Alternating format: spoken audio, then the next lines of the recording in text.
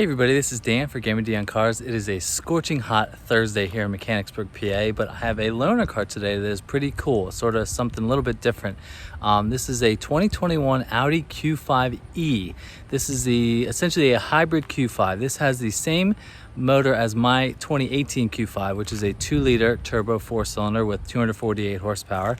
This also has a dual clutch automatic, but this E variant also has a 14.1 kilowatt hour battery pack for a total power output of 362 horsepower. This Q5 was updated for 2020, and this being a 21 has the updated fascia front and rear. So I was excited to get my hands on a Q5, but now this one is the hybrid. Now, this car starts at $53,000, and also starting around that at $54,000 is the Audi SQ5, which is essentially the performance version of the Q5. That car has 350 horsepower from a twin turbo 6-cylinder. So these have similar power, similar speed, lots of the same features, but one is sort of an all-arounder and the other one is sort of more sporty. So we're going to go over all the changes to the new Q5. So let's take a look at the Q5e.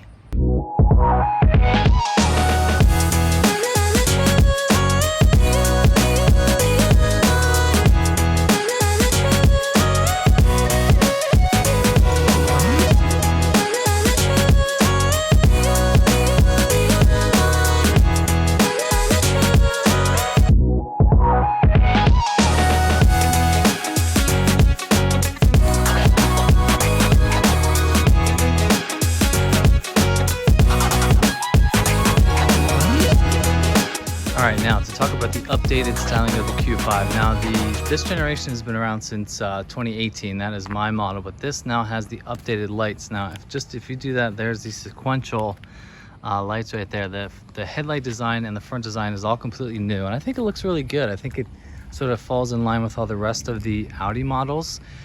This gray color looks pretty good, and I like the sort of silver trim around the grille and on the side right there. So the headlights are more sleek, and the LEDs are sort of this button right there, but the turn signals are there at the top. I've always said that Audis have like a lot going on their taillights and lights, and sort of like more subtle design going around. But this being the hybrid, this still has the 20-inch wheels, nice Pirelli Scorpion tires right there. It's still a beautiful shape. I mean, I love my car. So going around back, that's a little bit different too. The taillights have been redesigned as well. So if I just hit the lock, there is the sequential turn signals up on top and the bottom. And I think there's your daytime or your lights right there. And one thing that the update has is this sort of silver bar, which I'm honestly not that crazy about those. I like that my car does not have the silver bar going across. And I also have to give a huge shout out to Audi Mechanicsburg. Big thanks to John and everybody over there. They've always been super nice to me. I hope to be a customer for life from Audi Mechanicsburg because of their service is so good and their product is so good either. Now, after we mentioned that, I have to talk about these exhaust tips, which are still very fake. They look pretty good, but they don't do anything. And I will allow it because this is a hybrid, you know, but even the SQ5 still has the fake exhaust there too. So yeah, the refresh that was done for 2020 is more aesthetic based, more appearance based, but I think it's still a good looking car. Now I have to mention that I just tripped over my thing there. I have to mention that the 2022 BMW X3 came out, and the styling is kind of weird, if I'm completely honest. They sort of have, I don't know what it is, like the shapes that they do in the front is just kind of weird. I don't know if I'm used to it yet. This is, I think, a better looking car and has lots of features to go with it. So the design is a little bit updated, and I'm still happy with the way my car looks. I don't think the 2018s look outdated at all. I just think this is a sort of subtle refresh that looks pretty good. So let's take a look at the interior because there's a couple interesting updates there too. I lied. All right, before we go into the interior, we can take a look at the engine. Now, this is the same 2-liter turbocharged 4-cylinder that my car has, 248 horsepower. I think it's something like 250 something torque, but it still is a quite a performer. I mean, my car will go 0 to 60 in about 5.7.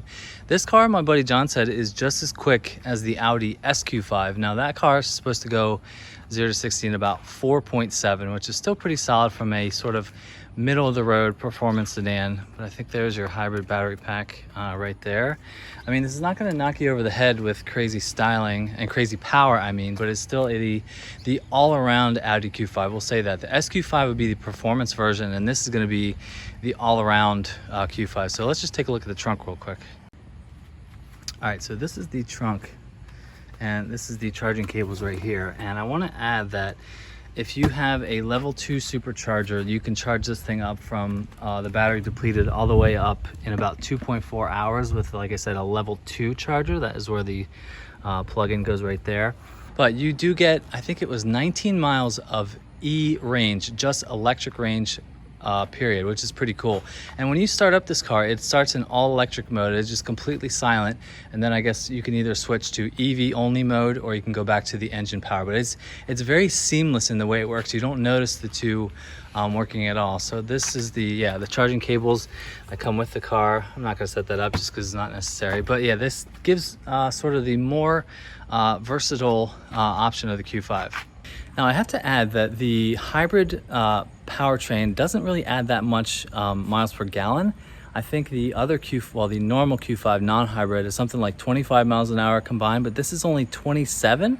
I mean, with a 14.1 kilowatt hour battery pack, you would almost think that the miles per MPGe would be a little bit more. So I don't know, that you sort of have to weigh the options between what you want to do. Like if you were in the market for this car, you could pay, like I said, another $1,000 to start to get the performance Audi Q5. But if you like the sort of tech-oriented type of person that likes the hybrid powertrain, but I almost wish that the miles per gallon was a little bit more, maybe something like 35, 40, but this is only rated, I think, at 27 combined miles per gallon. And I know that the electric only range is only something like 19 miles, so it's really not much at all. So I guess that might be the reason why the miles per gallon is not that much additionally improved. So, all right, let's take a look at the interior where that is updated as well. All right, now let's check out the interior of the Q5e, where this has been has some pretty substantial updates too. But first we're going to start it because it is 1,000,000 degrees out. Now see, you don't hear anything. You don't hear the internal combustion motor start up at all, but we need to get this air going. Yes, thank you. So this is another place where some updates are a little bit better here. This screen right here is a 10-inch screen, I think, compared to my car that has an 8-inch screen. It definitely looks a lot bigger. And now what also is gone is that there was a little click wheel up here on my car, but now that it's gone because this is a touch screen only. And if I'm honest, I kind of wish it had the click wheel. I really don't like to touch the screen with my fingers. I just don't really care for the fingerprints that you get on the screen. I think a click wheel down here works completely fine. Now this is a little bit more open down here because it doesn't have the click wheel. And my car actually had a little trackpad right here too to enter in stuff into the screen.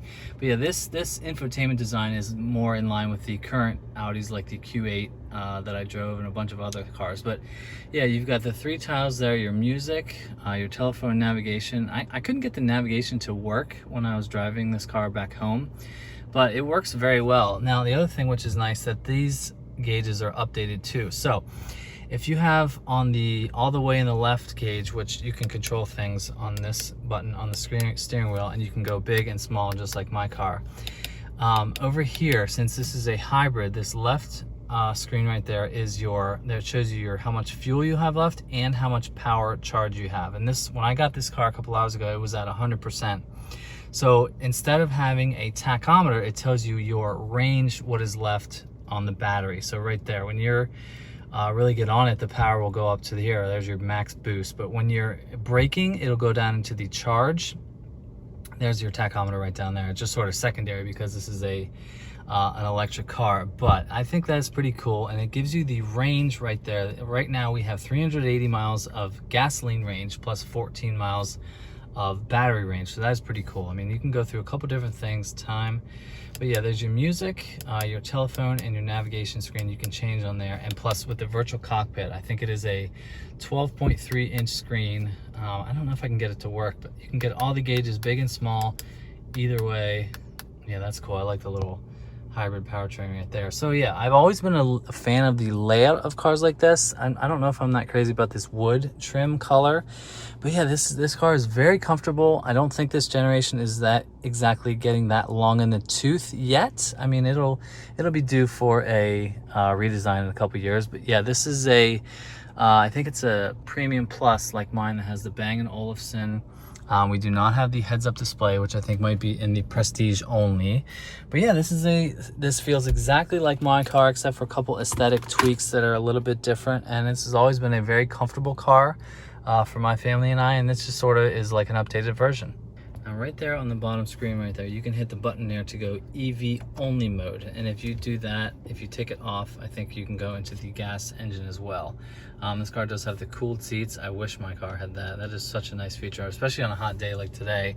As you see, it is 98 degrees. So yeah, I think this is a solid option. I mean, I've driven the X3 and the GLC, which are the other Germans in this category, and I still like this one the best. Mercedes is very nice too. I've always been a fan of all German cars, but this is what we wanted. So all right, let's check out the back seat real quick. As my dog is barking over there.